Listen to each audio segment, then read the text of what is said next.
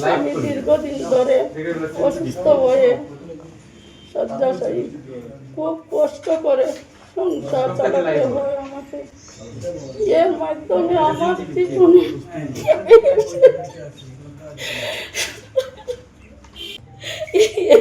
ভয়াবহ দুর্যোগ। আমার মেয়ে একজন প্রতিবন্ধী, বুবা প্রতিবন্ধী তরুণী। গত 13 নভেম্বর 2025 তারিখের বিকাল আমার মেয়ে একজন বুবা প্রতিবন্ধী তরুণী।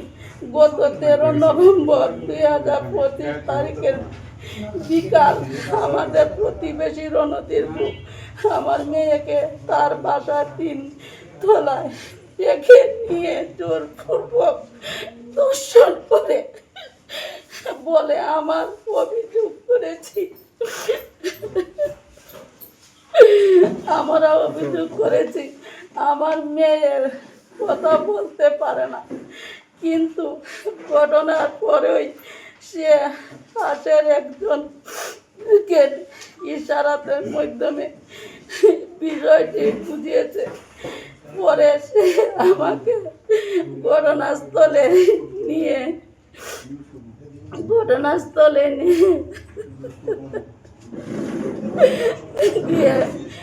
একইভাবে পুরো বিষয়টি বুঝিয়ে দেয়। ঘটনার পরে দিন আমি আমার মেয়েকে হবিগঞ্জ সদর আধুনিক জেলার হাসপাতালে ওসির সেন্টারের ভর্তি করিয়ে চিকিৎসা করাই। সেখানে আমার বক্তব্য রেকর্ড করা হয়। এরপর আমি অভিযুক্ত রণধীর গুপকে আসামি করে হবিগঞ্জ সদর মডেল থানার মামলা দায়ের করি। মামলা তুলে নেওয়ার জন্য বিভিন্নভাবে চাপ দিয়েছে এবং ভয়ভীতি দেখাচ্ছে। এলাকার লোকের মুখে শোনা যাচ্ছে টাকার জোরে এই মামলাকে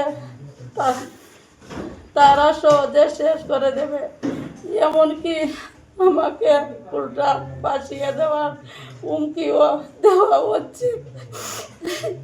আমি একজন গরিব অসহায় মা, একজন প্রতিবন্ধী মেয়ে মা হিসাবে আজ আমি খুব আতঙ্কিত ও চিন্তার মধ্যে দিন কাটাচ্ছি। আমার মেয়ের উপর সংঘটিত এক নেকড়াজনক ঘটনা সুস্থ তদন্ত ও ন্যায় বিচার নিশ্চিত করতে হবে। আসামির পক্ষ থেকে আমাদের উপর যে ভয়ভীতি ও চাপ সৃষ্টি করা হচ্ছে তা বন্ধ করে আমাদের নিরাপত্তা নিশ্চয় করতে হবে। 3 ঘটনার মেডিকেলের রিপোর্ট সহ বিষয় সঠিকভাবে তদন্ত করে সত্য ঘটনার ব্যবস্থা করতে হবে।